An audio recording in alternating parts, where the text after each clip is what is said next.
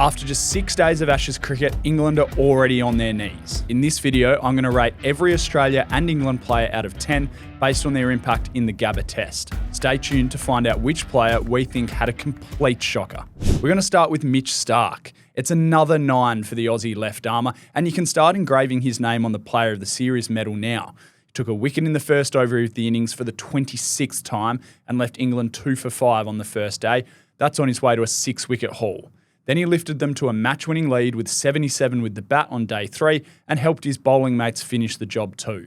The next Aussie is Alex Carey, the keeper. He gets an 8. This was one of the best wicket-keeping performances Australia has ever seen. Not only did he take his catches flawlessly, he kept up to the stumps against Scott Boland and Michael Neser for long periods. That means England can't shift the bowlers off their lengths and keeps every form of dismissal in play, so you can put his name next to a few of their wickets too.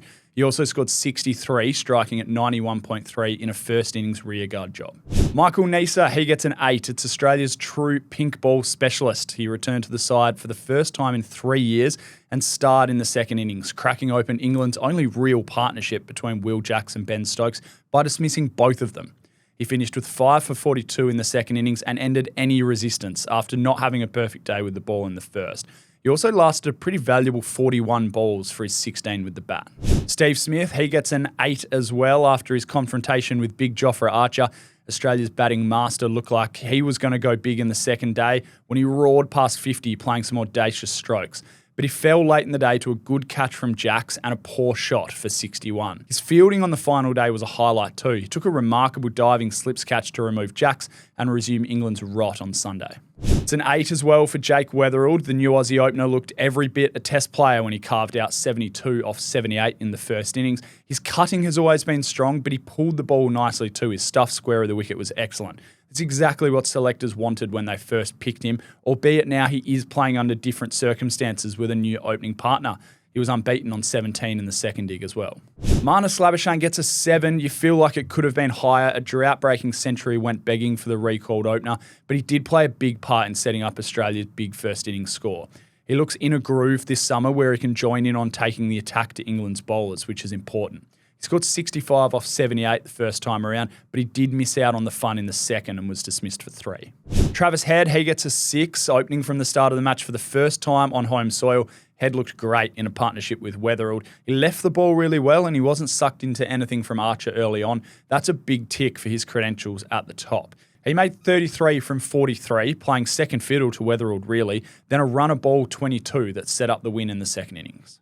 Scott Boland, he gets a 5, smack bang in the middle. He battled a little bit for length again in the first innings and ended up with a pretty tough day. He was one of the bowlers that didn't support Starc particularly well and he finished with 1 for 87. He did dismiss Ben Duckett in the second with a seed from around the wicket and had Brook caught behind as well. He'll be better placed as the third paceman once Pat Cummins returns. Josh Inglis recalled to the side. He gets a 4. The West Aussie missed out with the bat the first time around. He played some nice shots for his 23 off 25, batting at 7. But Ben Stokes got him with a virtually unplayable ball under lights. He did produce a great Ashes moment, though, when he pounced to run out Stokes on the first night. Batting at number 7 likely takes the pressure off him a little bit, but he could take the game on just as well batting at 5 in the old head roll, I reckon. Cam Green, not his greatest test. He gets a 4. He looked really good for his score of 45 in the first innings and was clearly very eager to take the game on batting at number 5. It's the 4th spot he's batted in across the past 2 years, so you can forgive him for taking a little bit of time to settle in. The shot he played to be bowled by Carse in the first innings, though, was bemusing. He backed away from the stumps to try and slash him through the offside. His contributions with the ball were limited and he went wicketless. Brendan Doggett gets a 4. He is still finding his feet at the level after a pretty strong debut in Perth, but he did battle a little bit as Joe Root and co took hold on the first day. He took 1 for 81 and 1 for 56 across 2 efforts, only chipping in for tail end wickets. Whether or not there's more test cricket for Doggett remains to be seen, but you can expect him to be replaced by Cummins in Adelaide. England's top man is Joe Root. He gets an 8. He finally broke his Australian hoodoo and scored a ton down under. But with the defeat, attention has already turned to his none and 16 winning record here. His unbeaten 138 wasn't textbook, but he did seem to have plenty of time and accessed all parts of the ground, as he does at his very best. England did need more from him in the second when he was out for 15 amid a flurry of wickets. After a pair in Perth and a 0 in our ratings, Crawley finally showed something in a big test, and he gets a 7 this time. While they would have loved for him to go on with it both times around, his first innings 72 and his second innings 44 looked really good, and that upright technique really held up nicely for a good few hours. It kicks the can down the road on the selection pressure he has constantly faced. It's a 7 for Ben Stokes. England's lion-hearted skipper bowled a strong spell to remove Marnus Labuschagne and then later Josh Inglis on the second evening, and he finished with 3 for 113. His gritty contribution with the bat the second time round gave England fans a very brief glimpse of hope, but more importantly a glimpse at what can be done playing some hard-nosed cricket and valuing your wicket. He batted through an entire session with Will Jacks to extend the game. Speaking of Jacks, he gets a 5. His second innings resistance with Stokes even led to calls from Carey for him to open the batting. That feels a little way off, but it shows what a little bit of ticker could do for this England side. Jacks made 41 off 92 balls and batted for more than 2 hours. His bowling was used sparingly and started poorly, but he was great in the field. Brydon Carse gets a 5. This was a pretty expensive exercise, but he did take the big Australian wickets in their first innings. He had Travis Head sky a ball, then Steve Smith caught well by Jacks. He bowled green, and he later ended Starc's strong stand. He took 4 for 152 with some wayward spells in there too, and he wasn't required with the ball in the second. Ollie Pope, he gets a 4. Much like in Perth, Pope made starts and then couldn't rein in his attempts at stroke making. It's all becoming too predictable from their number 3, and his dismissal in the first innings, where he just wafted with a 45-degree angle bat at a ball from Starc, was lashed by former England players. Again, he got to 26 in the second innings and scooped a return catch to Neser. He's now the England player under the most pressure.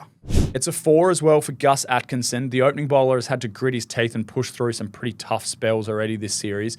He took 1 for 114 from 28 overs in the first innings, claiming the important wicket of Carey. Then he took both the second innings scalps. All the talk has been about managing Jofra Archer and Mark Wood, but Josh Tongue is now looming large over the quicks as a fresh option, and Atkinson may be in the gun. It's a 3 for Harry Brook. England's vice-captain has become Bazball's greatest tease. He promises the world and has so far delivered nothing to write home about in this series. Again, it was 31 in the first innings, then dismissed by Starc, and 15 in the second before Scott Boland got him. To be fair, he isn't batting with the platforms England would expect, but they'd love more from him. A 3 for Jofra Archer. His delivery wasn't stinging, but I think Steve Smith had the right idea when he told Jofra he only bowls fast when there's nothing going on. The English quick persisted through a frustrating day in the first innings, but only really got his tail up when the match was beyond him later on. He took 1 for 87 from 25 in the first, but Smith got hold of his short stuff on Sunday night. It's a 2 for Ben Duckett. If it's not one opening England to worry about, it's the other. As Crawley turned his fortunes around, Duckett copped a Starc first baller in the first innings and reached only 15 in his second effort. His spot isn't in jeopardy because they love the way he goes about it, but it's not been the blazing partnership the tourists have hoped for. Our last man for England is Jamie Smith with a 1. The gap between Smith and his counterpart Alex Carey across 2 tests is now glaring. Smith made a second ball duck in the first innings and 4 in the second. He also dropped a simple catch that would have removed Head on just 3 and kickstarted England's bowling effort. He had a shocker. We got some strong feedback after the Perth test on our ratings. We would love to hear more from you, so keep it coming in the comments on YouTube. All your cricket news is at thewest.com.au and in the paper, and we'll be back with more player ratings after the Adelaide test.